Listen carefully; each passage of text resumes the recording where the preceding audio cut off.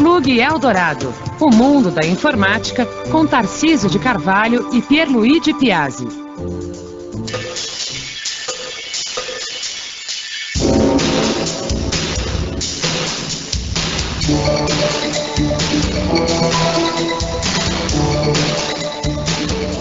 Olá a todos, está no ar mais um programa Plug Eldorado, aqui pela Rede Eldorado. Eu sou o Tarcísio, do meu lado está o Pierluigi. Como é que vai, Pierluigi? Tudo bem. Tudo ótimo, um monte de e-mails para ser respondido, mas tudo bem, nós estamos aqui justamente para isso.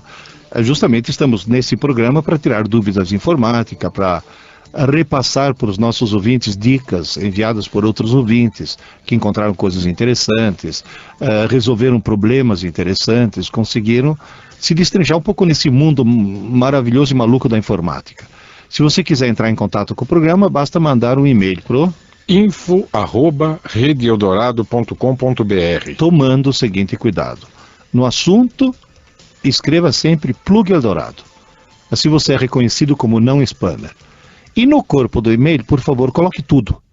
Coloque o assunto, o seu nome, o seu pseudônimo, todas as informações, e não baseie nada da sua pergunta em anexos, porque como o webmail daqui da Eldorado não é nosso, nós não nos permitimos abrir anexos, porque seria uma falha de segurança terrível. Então, e insisto, no assunto coloque Plug Eldorado.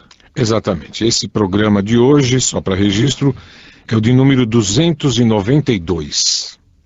Vamos às dúvidas, né, Pierluigi? Eu estou lendo aqui uma primeira dúvida meio estranha do João Carlos. Dá uma lidinha aí, vê o que você acha. Diz aqui, fui aconselhado a instalar um cooler a mais ou então substituir o existente. Atenção, cooler é aquele mini ventilador que fica em cima do microprocessador para que ele superaquece normalmente, então para que ele se esfrie, tá certo? Normalmente, quando é que a gente instala um cooler a mais ou substitui o existente? Quando está superaquecendo. Quando está havendo aquecimento excessivo, exatamente. Uhum. Aí que diz, por quê? Sob temperaturas ambientes inferiores a 18 graus, a inicialização do Windows não acontece. Então acho que ele está querendo um cooler mais fraco em função disso. Agora ele diz que não acontece exigindo múltiplos boots para sua inicialização. Achei que fazia sentido, pois nos dias de temperaturas superiores a 24 graus, a inicialização se faz sem problemas. Então parece que o computador dele está funcionando ao contrário, né? Em dias frios, ele não inicializa, em dias quentes, sim. Quer dizer, tem alguma coisa estranha aqui no seu e-mail. Eu sei, João Carlos, sabe o que está acontecendo? Não tem nada a ver com a temperatura em si. Eu imagino que sim. Tem a ver com dilatação térmica de metal, que faz com que algum contato, quando está muito frio, não esteja dando contato exatamente. Pode ser. E quando está uma temperatura mais quente, o metal dilata um pouco mais, as duas pontas do contato encostam mais e você consegue fazer... O mais provável é isso, realmente. O problema... Ou seja, o problema é Osmar. É Osmar, é o velho Osmar ou Marco. O Marco também, né? O Marco Contato. Então, olha, faz o seguinte, João Carlos. O Pierluigi percebeu aqui que muito provavelmente o problema que deve estar ocorrendo no teu computador não é de superaquecimento, ao contrário. Ou subaquecimento. Ao contrário, você diz que quando o computador está frio é que ele não inicializa, e num dia quente ele inicializa normalmente. Isso não é o normal para o Windows, isso não é o normal para um computador, é ao contrário. Quando o computador está superaquecido, melhor dizendo, quando o processador está superaquecido, aí você vai ter problemas de inicialização e até durante o processo de operação do computador, se o processador sofrer superaquecimento, ocorre paradoxalmente um congelamento do Windows. Ele trava. Né? Então, não deve ser o seu caso. O seu caso deve ser realmente algum probleminha de mau contato. E em dias frios, os metais ali, sei lá, provavelmente da placa de vídeo, de alguma placa que você tem instalado, ou mesmo dos contatos entre HD ou placa-mãe, enfim, tem algum contato mal estabelecido, que em dias frios, por contração térmica, né, pelo fato desses contatos estarem contraídos, dias frios, o contato não se realiza plenamente. E aí, na hora que ocorre uma dilatação, portanto, em dias em que a temperatura, como você diz, é superior a 24 graus Celsius, aí o contato torna a ser estabelecido e o Windows, o computador, na realidade, ele dá partida, vamos dizer assim, tá? Então, a sugestão é que você ou leve para um técnico, dar uma checada em todos os contatos, fazer uma limpeza nos contatos, um ajuste nesses contatos internos do seu computador, ou então, se você tiver aí a manha para isso, vamos dizer assim, abra o gabinete do seu computador, descarregue a eletricidade estática do teu corpo, principalmente se tiver um dia quente e seco. Como é que você faz isso? O ideal é usar aquelas pulseirinhas, né, que ficam aterradas. O banho de sal grosso. O banho de sal grosso é uma possibilidade, mas pelo menos não precisa chegar a se esfregar numa parede, né, Pierluigi? Não precisa faz uma coisa, faz teu corpo entrar em contato com um cano metálico, por exemplo, uma torneira, coisa desse tipo, que tem uma razoável ligação à terra, pronto, você descarrega. Você já descarrega a sua eletricidade estática, e aí abra o gabinete do computador e dê uma checada nos contatos. Você vai enxergar ali várias placas, né, espetadas naqueles slots. Então dá uma tirada e colocada de novo dessas placas nos seus devidos lugares. Dá uma checada na memória. As memórias, os pentes de memória do computador, isso talvez seja o primeiro lugar que eu iria checar, exatamente. E nos pentes é fácil tirar. Tira e põe. Exatamente.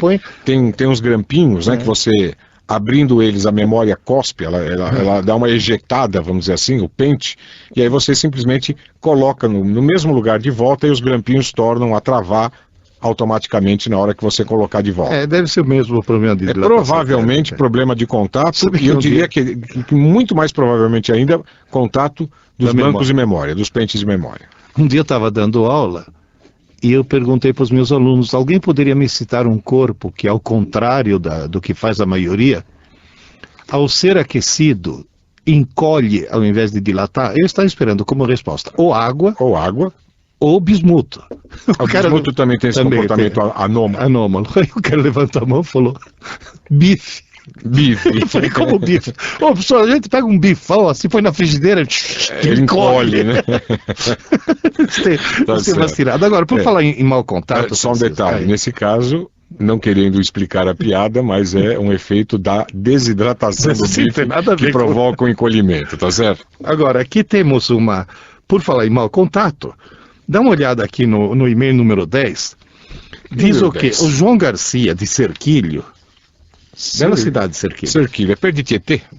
Perto de Tietê. Perto de Tietê. Tietê, Serquilho. Eu sei porque quando está chegando aquele pedágio ali da Castelo Branco, que é justamente o pedágio de Tietê, Serquilho, né? Eu deduzo que uma cidade seja próxima da outra. Diz aqui, um problema aconteceu no meu pendrive. Um Kingston de 4 GB USB 2.0. Que, aliás, virou padrão, né? O USB 2.0 virou padrão. Uhum. Agora, ouçam, ouvintes, que coisa o João Garcia detectou. Ao espetá-lo em meu PC, eram exibidas mensagens do tipo: se o dispositivo não foi conectado com êxito, tente reconectá-lo novamente. Ou então, se o dispositivo é lento, é USB 1, essa porta é USB 2. Certo. Eu resolvi o problema, diz o João Garcia, limpando os contatos do conector USB do pendrive. A limpeza foi feita com um cotonete embebido em álcool. Atenção, cotonete construído com uma lasca de palito de dente e algodão na ponta para ter acesso aos contatos, que realmente são lá dentro, pequenininho, né? Aliás, aqui para quem quiser usar esse método artesanal, dou um conselho.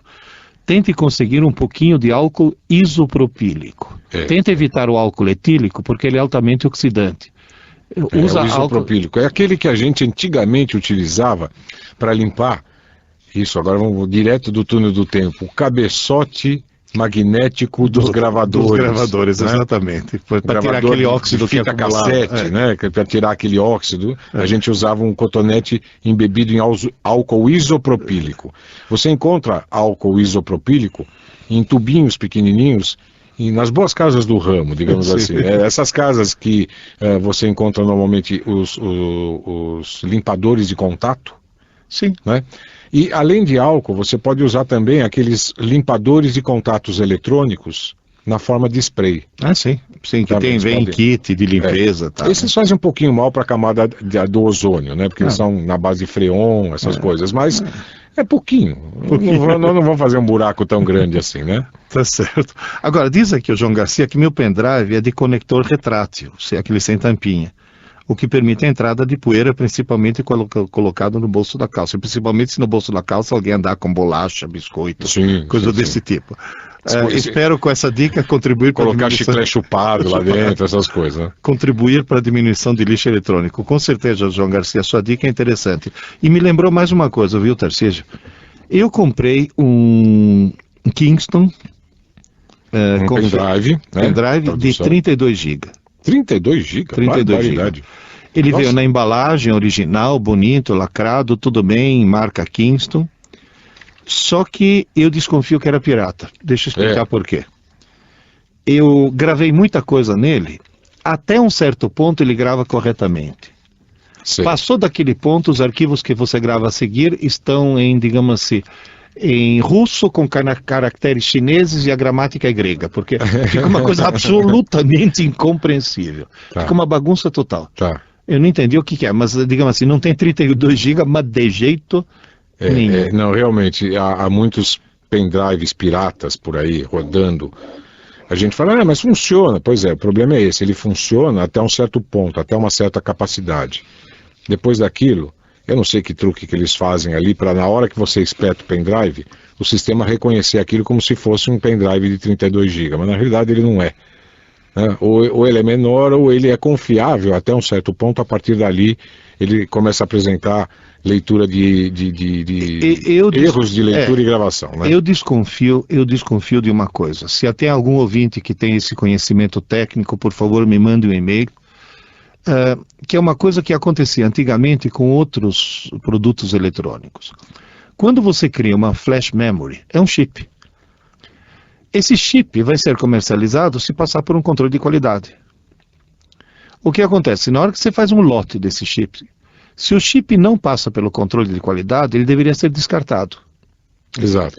Acontece que existem pessoas mal intencionadas que compram a preço de sucata, a preço de banana, compram esse lote não confiável e montam equipamento com lote não confiável.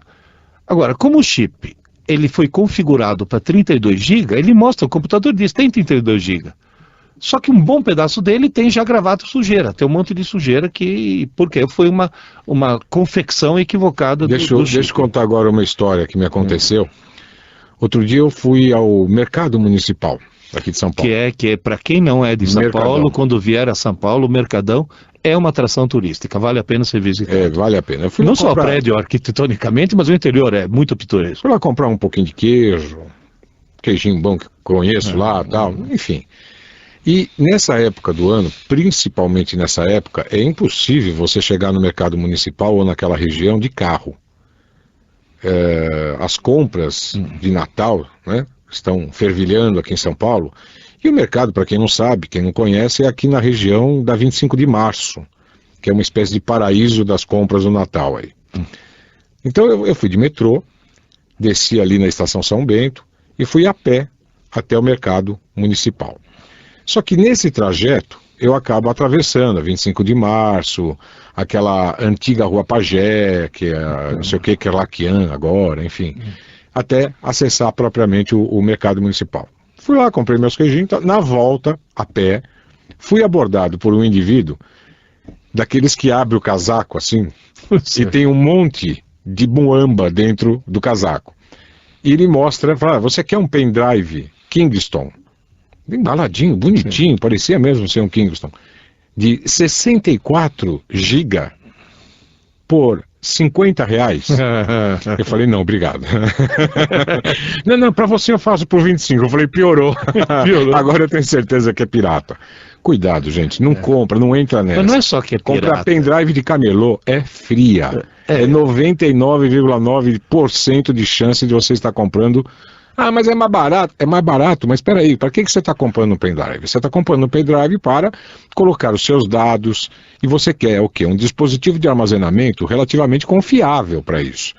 Ora, você vai comprar um pendrive pirata para fazer isso? Não faça. Às vezes, mesmo em lojas especializadas, pagando o preço normal de mercado, a gente acaba sendo ludibriado, como deve ter sido o caso aqui do Pierluigi, né? Você imagina então num camelô, é 99% de chance de estar sendo ludibriado e você está jogando, mas foi barato. Sim, mas esse barato você jogou fora. Sim, né? provavelmente. Se eu comprasse daquele camelô 64 GB por R$25, que foi o preço que ele acabou me oferecendo, eu ia falar, eu teria jogado R$25 na lata do lixo, né? Eu prefiro juntar esses 25 e mais outros tantos e comprar um pendrive numa casa pelo preço oficial. Pelo preço normal. Exatamente, né? Então, cuidado. Não entra nessa, porque em termos de principalmente equipamento eletrônico, equipamento de informática, o barato sai caro. Pois é. Agora aqui nós temos uma dica do Luigi, quase meu xará. Quase seu xará. Diz o seguinte, o BR Office, bom, para quem não sabe, o BR Office é uma suite de programas absolutamente análoga ao Office da Microsoft. Isso, o MS Office, né? O MS Office faz exatamente a mesma coisa, algumas coisas faz até um pouco melhor, e é gratuito. É um dos grandes mistérios da minha vida. Eu tenho alguns mistérios da minha vida, tá certo? Tem certas coisas que eu não entendi até hoje, um dia por exemplo, como inventar o leite condensado, se até hoje eu não consegui entender. Não, mas por exemplo, tem um mistério da minha vida que um ouvinte me esclareceu de maneira exaustiva. Como funciona a geladeira a querosene. Ah, sim. O ouvinte foi muito gentil, mandou uma série de links, tá? Esclareceu de uma maneira exaustiva. Mas um dos mistérios da minha vida é por que as pessoas compram MS Office. Não consigo entender. Se o BR Office, que é gratuito, faz exatamente a mesma coisa e roda no Windows. Isso que é. Roda no Windows, lê. Mas no Linux. Não, roda no Windows. Não, e lê, ele é compatível em termos de leitura e gravação, até com os arquivos do MS Office. Você abre uma planilha construída no Excel, agora eu não me lembro como é que se chama, o equivalente ao Excel do BR Office. Mas Write. O Write é o equivalente ao Word. O equivalente à planilha eu não lembro. Mas de qualquer forma, você abre documentos do Word no Write, documentos do Excel nesse equivalente à planilha eletrônica do Word, ao Excel, né? Do MS Office, normalmente, e grava nesses mesmos formatos. Então existe uma compatibilidade, eu diria quase que de 100%. Não digo que é 100%, porque tem alguns lances de formatação, ou mesmo algumas coisas de fórmula, ou macros, né, no caso do Excel, que não funcionam direito, ou não funcionam do mesmo jeito. Teriam que ser adaptados para funcionarem nos seus similares do BR Office. Mas, de um modo geral, o BR Office é só uma questão de costume, né, Peruíde? A pessoa se acostumar. E não tem nem muito que se acostumar. Não tem. Eu vou até dizer uma coisa. É mais complicado para um usuário do Microsoft Office 2003 mudar para a versão 2007 e agora mais recentemente para a versão 2010... é mais complicado em termos de transição ele fazer isso, do que, por exemplo, sair do Microsoft Office 2003 e mudar para o BR Office. Porque o BR Office, ele tem muito mais a cara do MS Office 2003 do que o próprio MS Office 2007 ou 2010 tem.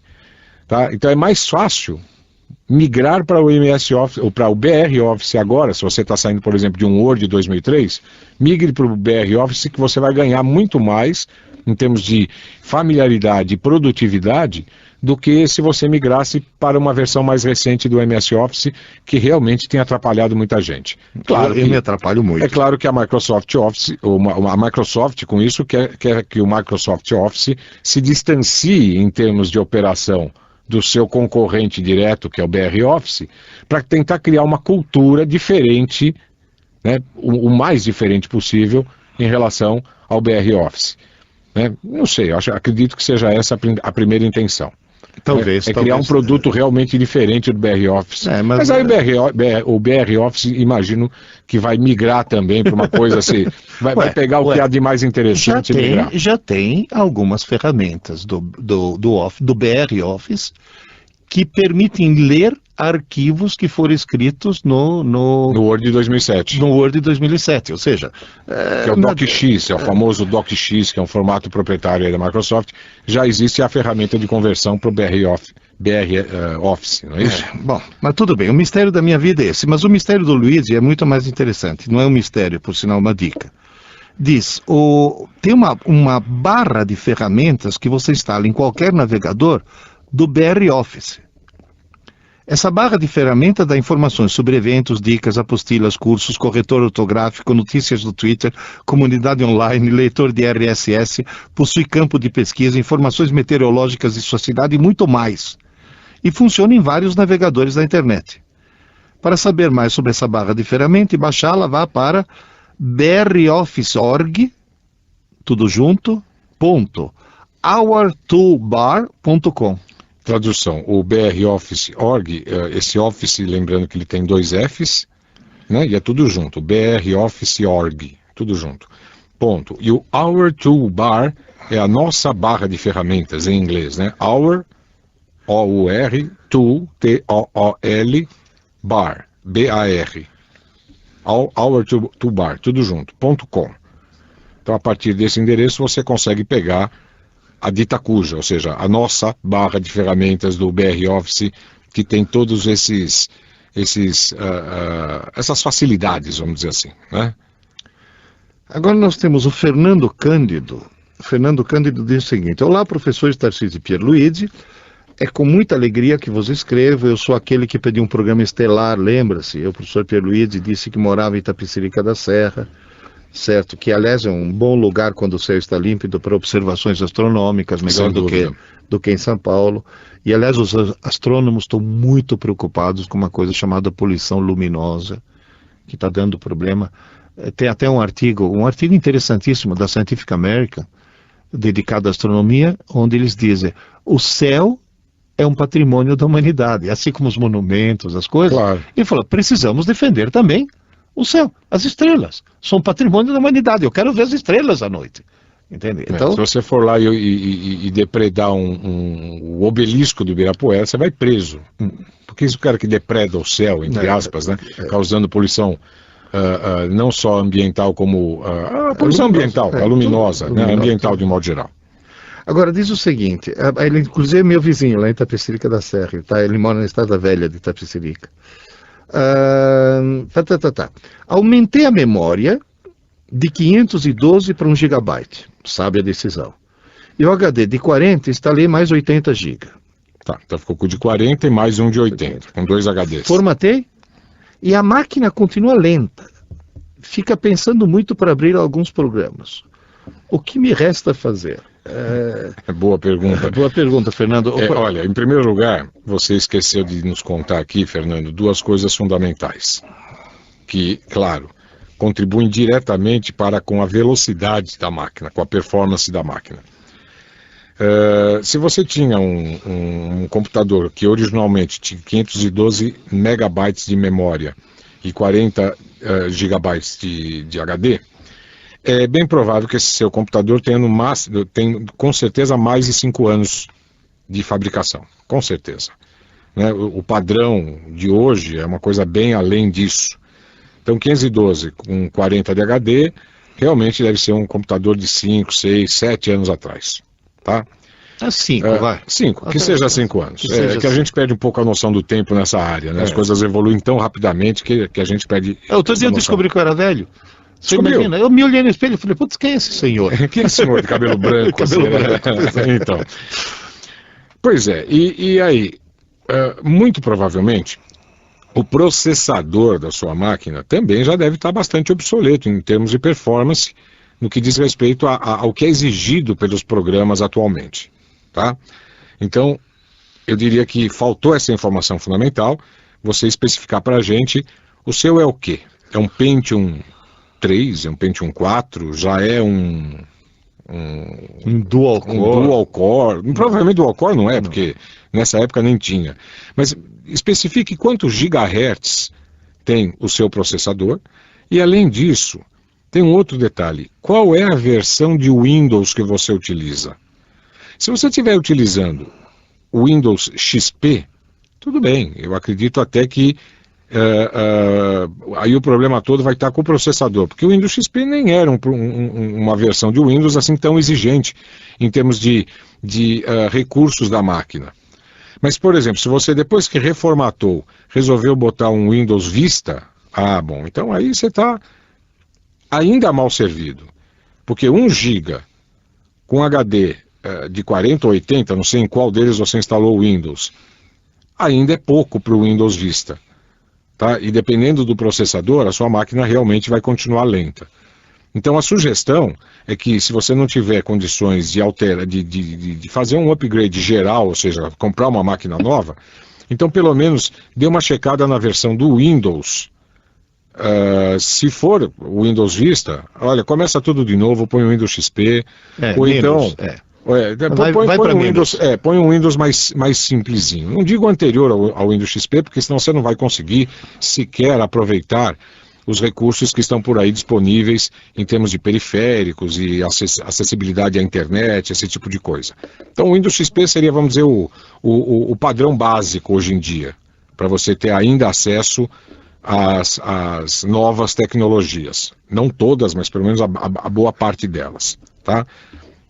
Manda outro e-mail para a gente, nos informando isso, e a gente vai poder te falar melhor o que fazer. Eu, por enquanto, sugiro o Windows XP. Bom, vamos agora a um rápido intervalinho, né? A gente volta já já, aguarde.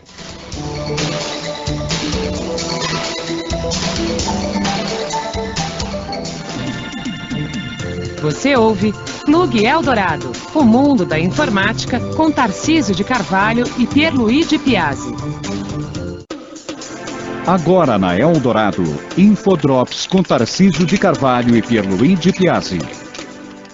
Você acha que encadernar um livro é fácil? É claro que se você levar em uma dessas copiadoras e pedir para colocar uma espiral em seu maço de manuscritos, a coisa vai ser rápida e feia. Para ter uma encadernação de colecionador, você precisa visitar o site do Jamie Butler e acompanhar passo a passo, por meio de fotos altamente ilustrativas, como se encaderna um livro de verdade. Aproveite também para descobrir como dar um aspecto mais atraente para os seus manuscritos, ou mesmo para aqueles velhos e surrados livros que você deseja preservar. Para acessar esse site e aprender a encadernar, entre em www.intermatica.org e procure pelo Infodrop de número 987. Tarcísio de Carvalho para o Infodrops da rede Eldorado.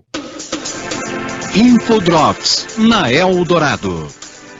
O ouvinte Wesley sugere o site Ciaba para quem está procurando um espaço gratuito para hospedar sua página pessoal na internet. O plano oferecido por esse site, que é gratuito, disponibiliza 10 megabytes de espaço aos usuários para hospedagem de seus sites e com suporte a PHP, ou apenas para guardar seus arquivos. O endereço desse site assim criado fica um pouco complicado, pjsb.fastpace.biz/usuário, mas o ideal é que você entre no www.intermatica.org e procure o link direto no Infodrop número 427. Tarcísio de Carvalho e Pierluigi Piazzi para o Infodrops da Rádio Eldorado. Infodrops com Tarcísio de Carvalho e Pierluigi Piazzi. De volta com Plug Eldorado, o mundo da informática, com Tarcísio de Carvalho e Pierluigi Piazzi.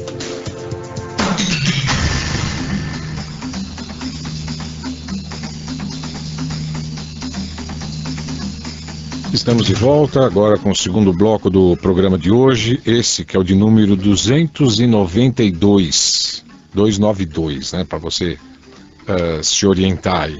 E lembrando aí sempre que vocês, ouvintes que costumam contribuir com esse programa, mandando seus e-mails, contendo dúvidas, dicas, enfim, o que faz a pauta do programa, que para os demais ouvintes que não fazem ainda isso, se quiserem, o endereço de e-mail da gente é o info@redeeldorado.com.br.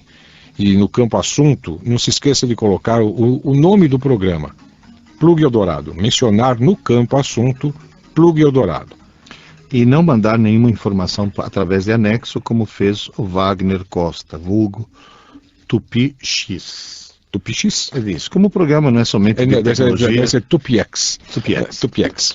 Aproveito para passar uma informação interessante. E passou, só que na hora que eu abri esse e-mail, estava uma tarja dizendo, cuidado, esse anexo pode ter coisas maliciosas, não sei lá. Eu não abri. Então, Wagner, me faz um favor, me manda de novo o assunto, mas não através de anexo, como corpo do e-mail, que a gente vai ter todo o prazer para em dar uma lida, né? Agora, temos aqui mais uma dica muito interessante do Carlos Lopes. No primeiro bloco, o Tarcísio estava falando com o Fernando a respeito de um computador que talvez esteja um pouco obsoleto, que esteja lento, Exato. Um dos motivos pelos quais um computador pode ficar lento, ou pelo menos podemos vencer um pouco a lentidão dele atualizando alguma coisa, é atualizando os drivers. Porque nem sempre os periféricos, o driver que liga o computador a um periférico, a algum dispositivo, é a última versão. E tem versões mais aperfeiçoadas que podem fazer com que a comunicação seja mais rápida. A dica do Carlos Lopes é justamente o seguinte: existe um software gratuito que faz o quê? Ele escaneia o computador, estando você conectado à internet. Atenção, hein? Ele escaneia o computador, ele verifica todos os drivers que estão instalados, vai na internet, no site dos fabricantes, vê se existe uma versão mais atualizada e já traz a versão mais atualizada para o seu computador. Maravilha, hein? É o médico de drivers, é o Device Doctor. Device Doctor. É o médico de dispositivos, Pode, né? inclusive, ser utilizado, ou melhor, baixado, como disse Perluigi, gratuitamente em www.devicedoctor.com. Esse Device Doctor, você escreve assim, ó, Device, com C, Doctor, tá tudo junto. Então, Device Doctor. O device, lá você pega o chamado Device Manager aliás não, o Device Manager do Windows, ele menciona aqui, ele verifica se há atualizações de drives novos disponíveis para seus dispositivos, também localiza drives para dispositivos não identificados, é isso. Sabe aqueles malditos dispositivos não identificados que você, quando abre o Device Manager do Windows, né, que é aquele gerenciador de dispositivos do Windows, né, traduzindo, você encontra ali todos os dispositivos que estão instalados na sua máquina, mas alguns deles aparecem com aquele ponto de exclamação amarelo, dizendo que são dispositivos não identificados pelo Windows. E esse Device Doctor, segundo o nosso ouvinte Carlos Lopes, também localiza drivers para esses dispositivos não identificados. Diz que basta clicar em Begin Scan, né, para detectar o seu hardware e ele vai embora. E não é grande, é 4,6 mega. 4,6 mega. Né? Isso daí Então vale a pena. Isso, inclusive, é uma dica importante também que eu quero dar. Eu sempre insisto no fato de que quando a gente vai zerar uma máquina, formatar uma máquina, como fez aqui o nosso ouvinte do Fernando, né, que diz que zerou, formatou a máquina e tudo mais.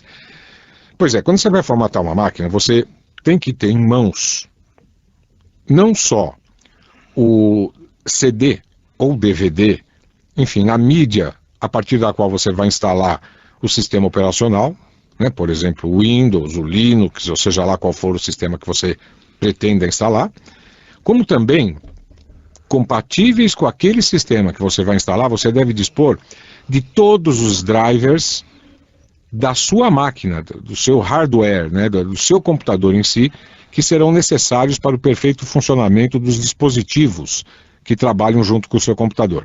Que são, ou quais são esses dispositivos? O vídeo. Mas o meu é um notebook, o vídeo já vem junto, né, é só abrir, o vídeo está na tampa. Pois é, mas o processador, o computador trata o vídeo como se fosse um periférico, como se fosse um dispositivo. Um dispositivo externo, exatamente. Você precisa ter o driver de vídeo, você precisa ter o driver da placa-mãe, o driver da placa-mãe, não só da placa-mãe, como também o driver das placas de vídeo, do som, do modem, se ele tiver, impressora, do Wi-Fi, né, que é a placa ou dispositivo que permite conexão sem fio, da placa de rede, se ele tiver, que mais? Bom, da impressora, normalmente, o driver vem junto com um CD da própria impressora.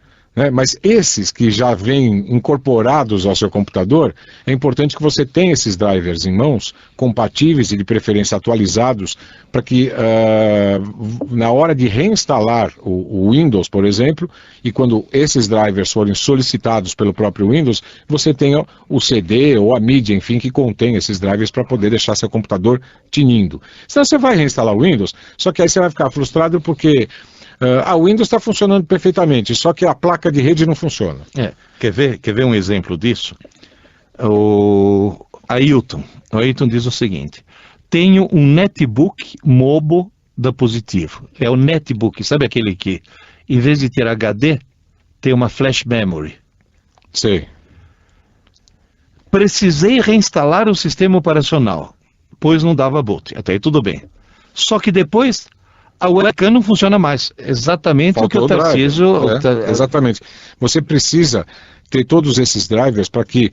Aí você vai ver que como que por um passe de mágica as coisas voltam a funcionar. Normalmente, quando você enfrenta problemas desse tipo, eu há pouco tempo reformatei um netbook. Era um netbook, se não me engano, da Acer. E eu fui no site do fabricante, no caso da Acer, e busquei ali todos os drivers compatíveis com o modelo do Acer no qual eu estava reformatando. Sem problema nenhum. Reinstalei, peguei lá o CDzinho original do Windows, instalei, funcionou tudo bonitinho. E aí fui instalando esses drivers, que são programas que você, na maior parte deles, são executáveis, que uma vez rodados, eles instalam os drivers adequados e vai um a um. Um para reativar o webcam, outro para reativar ou deixar funcionando melhor aquele tablet, que faz às vezes do mouse, né, no caso de um notebook ou um netbook. Eu odeio aquele tablet. Um outro que reativa as placas de rede, Wi-Fi e tudo mais, outro reativa o som, e as coisas voltam a renascer, elas vão renascendo conforme você vai reinstalando esses drivers. Então a sugestão é que você procure no site do fabricante, do Positivo, porque ele procurou os drives na empresa do Bill Gates. Não. Qual é? Sim, a Microsoft. Ele procurou os drives. Quem é que está com problema? O Ailton. Ele tem um computador Positivo? Positivo, então vai no site. Faz o seguinte, não tem erro. Do Positivo, inclusive você entra no site da Positivo Informática ou coisa assim, e vai lá em suporte, e no suporte você digita, ele vai te solicitar o modelo do teu computador, o número de série do seu computador. Normalmente no netbook o número de série está gravado na parte de baixo, numa plaquetinha, em algum lugar. Você acha o número de série, digita esse número de série, e o próprio site, a partir do número de série, já vai identificar qual é o modelo e já vai te dar toda a lista de drivers que você tem que baixar. No caso, você vai baixar lá o driver da webcam. Agora, ele faz mais uma pergunta, diz: tem um espaço inútil lá dentro? Não dá para colocar um HD no lugar da memória flash? É meio complicado. Se você quiser um HD no seu netbook, é melhor ter um HD externo, né, Tarcísio? Agora tem netbooks, viu, Pierluigi? Vários modelos de netbooks por aí que tem HD de 160 GB. Sim. É um padrão também. Também. Você tem duas opções. Tem o netbook com memória flash e tem o netbook com HD de 160 GB. Esse que eu mexi, da Acer, ele tem 160 GB de HD. E tem vários. Aquela telinha de 10 polegadas, que já é maior. É interessante que, apesar do computador ter o mesmo tamanho daqueles que tem tela de 7 polegadas, ele tem tela maior, tela de 10, né? Mas o tamanho é exatamente o mesmo. Ele parece uma mini agenda, né? O tamanho dele. Agora, eu posso falar uma experiência pessoal. Eu tenho 2 netbooks. O modelo mais antigo é de 7,5, né, Tarcísio? 7,5 polegadas. 7,5 polegadas, só tem meio giga de memória RAM e só tem 8 GB de memória flash. O segundo netbook que eu tenho tem 1 GB, tem 16 GB de memória flash e o visor é de 10 polegadas, então é mais moderno. Eu fiz uma besteira, Tarcísio. Fez uma besteira. Fiz uma besteira. Eu instalei o Windows no mais moderno. Me arrependo. Porque o mais atrasado com Linux funciona 10 mil vezes melhor do que... mas eu não porque duvido. o Windows XP é para trabalhar em desktop, em computador grande. Ele foi adaptado, pelo que eu entendi, para trabalhar com esses processadores Intel Atom, né, que é o processador que normalmente equipa esses netbooks. Mas mesmo assim não é bem uma adaptação. Ele funciona, mas não funciona da melhor forma, não. O Linux com certeza é muito mais espertinho. Sabe o que tem limitações? Quanto de memória RAM tem? Então, 1 GB. 1 GB. 1 GB. Com 1 GB de memória, gente, hoje em dia, infelizmente, Tá certo que o Windows XP funciona bem com Giga, mas o Linux funciona melhor com Giga. Tanto é que sabe o que eu estou com muita vontade de fazer? No mais moderno, voltar a instalar o Linux. E no antiguinho lá, que é como reserva, instalar o Windows 98. Se você ainda tiver, né? Tem Windows 98. Sabe por quê? O SE, Second Edition. Por que eu instalei o Windows? Porque tem alguns programas importantes que eu uso, nas minhas demonstrações, que usam o Windows, mas pode usar muito bem o Windows 98, porque são programas antigos. Se bem que eu tenho um notebook que tem Linux, e eu consegui achar para esse Linux um emulador de Windows. Então eu rodo vários programas Windows dentro desse emulador do Linux. Ele fica meio gambiarra ali, mas funciona. Quando precisa rodar, tá lá. Né? Tarcísio, quanto vale teu site? O meu site? Ou um site nosso qualquer. site? Atenção. Quanto vale teu site, hein, ouvinte? Você tem um site? Quanto vale? Quantos dólares ele vale? Então, o Leandro Sciolla, ele mandou um abraço para todo mundo, inclusive para os outros ouvintes, está repassado, Leandro, e ele diz o seguinte: existe o website Outlook. É uma ferramenta online capaz de avaliar quanto vale em dólar um determinado site na internet. Basta acessar o www.websiteoutlook.com. Aí aparece uma tela na qual, num campo onde você digita o URL, ou seja, o endereço da internet, no campo de pesquisa, do site que você quer avaliar. Em seguida, clica em Calculate, calcule. O mais interessante é que ele fez uma pesquisa digitando www.intermatica.org, que é o nosso site, e descobriu a fantástica quantia de 3.876 dólares. Opa, tô vendendo. Opa, então estamos nessa, hein? Na realidade, eu tenho a impressão de que esse Calculate, esse programa, né, que calcula aí o valor agregado a uma determinada URL, um determinado site, ele deve se basear em informações que ele vai buscar, sei lá, em sites de busca, em sites de pesquisa, envolvendo o número de hits, o número de acessos em média que aquele site tem. É óbvio que quanto maior for o número de acessos, maior deve ser o valor agregado àquele site. Então, acho que ele deve se basear nisso, acho que não devem ter outros fatores que mas envolvam... é interessante, para quem tem curiosidade, soletra de novo o endereço. O endereço que você pode pegar esse online, na realidade você não pega nada, você só acessa o www.websiteoutlook.com. Esse website Outlook soletra como? É WEB, web, SITE, site, OUT, out, LOOK. look. Isso, website Outlook. Tá bom? Tudo junto. O que mais temos por aqui? Tem aqui um vírus esquisito. Um vírus? Um vírus estranho. Passou pro papel? Tem aqui? Não, tem aqui o Paulo de Barros. Paulo de Barros. Há algum tempo, eu estou pulando toda a introdução, hein? Há algum tempo, o cursor do mouse não obedecia mais ao rolar sobre uma página. Demorava para responder. Sei. Há uma semana, recebi uma comunicação do provedor do Speed, dizendo que meu computador estava infectado e estava enviando e-mails maliciosos para muita gente. Então, obviamente, o computador dele foi transformado em zumbi. Já estava entrando na lista negra, né? Exatamente. Notei também que o ScanDisk reiniciava e, após 10 tentativas, mandava mensagem: alguém está gravando no seu HD. Certo. Só era possível fazer o ScanDisk no modo de segurança. Tá. A varredura com o SpyBot e o Avast nada detectava. Entretanto, no SpyBot, modo avançado, ferramentas, inicialização, verifiquei pelas informações ali contidas, selecionando o arquivo e deslocando para a esquerda as setas que existem no lado direito da janela problema, que um arquivo ali presente chamado Shell, ou Explorer.exe e outros nomes, é vírus. Ô, louco! Então a coisa está complicada. Não conseguia desativá-lo. O cursor tremia ao se aproximar. Ou seja, o próprio cursor tinha medo daquele arquivo. Uma coisa impressionante. Tremia ao se aproximar e não adiantava clicar em cima da marca de ativação. Localizei esse arquivo em system.in/boot, com o nome de shell igual explorer.exe. E aí apaguei a marca. O problema de rolar o cursor continua, e o do ScanDisk parece que foi resolvido.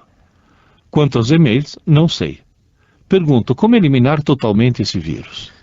Olha, a coisa está complicada. Tá feia. Eu acho que só tem uma solução. Olha, com esse nome, explorer.exe, eu conheço um arquivo do Windows fundamental para a performance do Windows. Ou seja, é o gerenciador de arquivos. É o gerenciador de arquivos, é o núcleo do Windows. Veja, todo o sistema operacional, a origem da criação de um sistema operacional é essa, é você ter um programa que seja capaz de gerenciar arquivos, né? Desde o antigo DOS, o Disk Operating System, né? Que era a sigla para DOS, até as versões mais novas do Windows. Bom, o que você encontra hoje no Windows é muita perfumaria. Tem lá vários utilitários que vêm incorporados, tem uma interface gráfica bonita, janelas que abrem e fecham assim numa animação bonita e tudo mais. Mas o núcleo, a base do Windows, a base de qualquer sistema operacional, é saber, entre aspas, ensinar, entre aspas, ao computador como lidar com arquivos e como lidar com periféricos. Né, como acessar os periféricos e os arquivos contidos nesses periféricos. Tá? Essas são as operações básicas de qualquer sistema operacional. E o Explorer.exe, né, que é esse executável com esse nome Explorer, é vamos dizer assim, a ferramenta principal do Windows no que diz respeito a gerenciamento de arquivos. Se ele for infectado, se ele for infectado, se você não conseguir desinfectar o Explorer.exe, porque veja, você apagar lá um registro que chama shell igual explorer.exe, você simplesmente apagou do system.in/boot o quê? A chamada para o explorer.exe, mas o explorer.exe ele vai ser executado por outros caminhos, no fim. Por isso que o cursor continua tremendo. Bom, eu acredito que apenas uma vacina específica para esse seu caso vai poder ser encontrada. Eu posso ser mais radical? Eu vou chegar à sua posição radical também. Mas o que eu quero dizer é que se você talvez entrar num desses fóruns tipo linha defensiva, guerra contra vírus, o próprio site do Rui, de repente pode fazer uma provavelmente pergunta fazer uma pergunta lá para o Rui, né, que é www.5minseg.blogspot.com.br, não lembro se tem o .br. Acho que não. Bom, de qualquer forma, ou você vai ter que localizar uma ferramenta específica, e aí aquela confusão, aquela turma manda rolar o tal instalar e rodar o tal do hijack. Aí o hijack vai dar todo um monte de resultados, aí você tem que mandar de volta lá para a turma para eles fazerem uma análise, para verificar onde tem que mexer, é meio complicado mesmo. Agora, a posição radical que provavelmente o Perluigi ia dizer é salve os seus arquivos e zere a máquina, formate e comece tudo de novo. Vai dar um trabalhão danado, mas com certeza vai ser a única forma de você saber que o seu computador vai estar limpo e livre dessa praga aí complicada. Com certeza um vírus, um troiano dos piores. Um troiano danado, com certeza. E olha, faça isso quanto antes, né, de backupear os seus arquivos, salvar os seus arquivos de documentos, imagens, essas coisas que você não gostaria de perder. Faça um backup, uma cópia desses arquivos em mídia tipo CD, DVD, pendrive, o que for possível. Pendrive não, né? Porque pendrive ele pode mandar o vírus para o pendrive também. Mas enfim, aliás, para não mandar o vírus para o pendrive, o Perluigi já vai dar uma dica muito boa, tá? Faça isso, reformate a sua máquina, lembre do nosso conselho de ter os drivers do seu computador à disposição para na hora de reinstalar o Windows eles estarem ali ao seu dispor para que a máquina volte a funcionar normalmente com todos os drivers operacionais, tá bom? Eu acho que vai ter que ser por aí, viu, Paulo? Agora, com relação à vacina, Pierluigi... Pois é, como os ouvintes sabem, eu ando pelo Brasil inteiro fazendo palestras, e é muito mais cômodo você carregar um pendrive do que carregar um computador. Apesar de que normalmente eu carrego os dois. Quando eu chego no local das palestras, nas escolas, nos eventos, nos congressos, normalmente ligado ao Data Show já tem um computador instalado.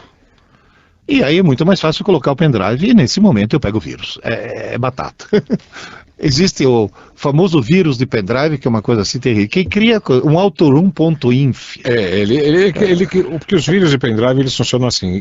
Vírus, criam um programa que se executa automaticamente quando você insere o pendrive na máquina, que é o autorun. E com ele você infecta um outro computador, Exato. Que por sua vez vai infectar mais pendrives e assim por diante. Exatamente. Então... Agora, o que ele faz é desabilitar o autorun, né? Na realidade, o Panda, o Panda antivírus, no site do Panda, existe uma vacina chamada USB... Vacina USB. Vacina USB. Vacina USB. Essa vacina USB, o que faz? Ela cria exatamente o que o vírus criaria. Só que não é funcional o vírus, ou seja, é inócuo. Então o próximo vírus não consegue se instalar porque já está instalado um primo muito próximo que ele não reconhece como sendo diferente. Na verdade ele cria um autorun no seu USB, e na hora que você instala ou espeta, vamos dizer assim, o seu USB numa máquina confectada, né, o seu pendrive numa máquina que já esteja infectada, o vírus dessa máquina vai tentar se instalar no seu USB, no seu pendrive. E aí o que vai acontecer? Ele não vai conseguir nem apagar, nem sobrescrever, e não vai conseguir nem sequer ter acesso ao autorun, que é a vacina, já existente no seu pendrive. Moral da história, ele não consegue se instalar no seu pendrive. Agora, é muito interessante uma coisa, se você instala essa vacina no seu computador e ligar no automático, qualquer pendrive que você coloque naquele computador, imediatamente é vacinado. Ele é vacinado. Ou seja, a própria vacina funciona como quase um vírus. E só tem um jeito de desvacinar um pendrive já vacinado com essa ferramenta. É formatar o pendrive, Ou seja, tem outro. Ele funciona como um vírus, só que é um vírus benéfico. É um vírus benéfico. Exatamente. E há vírus que são assim, viu? Esse é o grande galho. E essa é a péssima notícia que a gente tem que dar para o Paulo. Pode ser que seja um vírus que só saia do sistema a partir de uma reformatação do seu HD mesmo, né, do seu sistema de boot e tudo mais. Infelizmente, Paulo, as notícias não são boas. Você vai ter muito trabalho, você vai ter que salvar todos os seus arquivos para poder reformatar, reinstalar todos os drivers do seu computador e depois reinstalar todos os aplicativos, né? Começando nessa reinstalação por um bom antivírus. O Tátsio tem uma pergunta rapidíssima aqui, acho que dá tempo para responder. Ele diz, quando eu estou com meu notebook acessando a internet no exterior, estou fora, posso usar meu modem, que é da Vivo, né, aquele, ou a rede Wi-Fi de um local público. Isso faz diferença em termos de segurança, supondo que eu tenha antivírus, anti-spyware, firewall instalados e tudo mais. De um modo geral faz sim, né? Faz diferença porque se você entra numa rede Wi-Fi num local público, o problema é que você vai estar ligado a uma rede e você não sabe se essa rede é segura. Quer dizer, teoricamente, há a possibilidade de alguém invadir a sua máquina a partir dessa rede, que tem portas abertas, digamos assim, né? E você usando o seu modem, você vai estar com certeza numa localização virtual, entre aspas, mais privada. Então você vai estar mais seguro, tá bom? Bem, já estamos chegando no final, né? Estamos no finalzinho do programa, tá ouvindo aí a musiquinha, ela anuncia o final de mais esse Plug Eldorado. A gente agradece a todos vocês que ficaram plugados nessa última 1 hora, principalmente a vocês ouvintes que nos enviaram seus e-mails, fazendo a pauta do programa. Obrigado a todos e até o próximo. Até logo, Pierluigi. Até logo, Tarcísio, até logo, Alexandre, e até a semana que vem para todo mundo. Tchau, tchau, gente.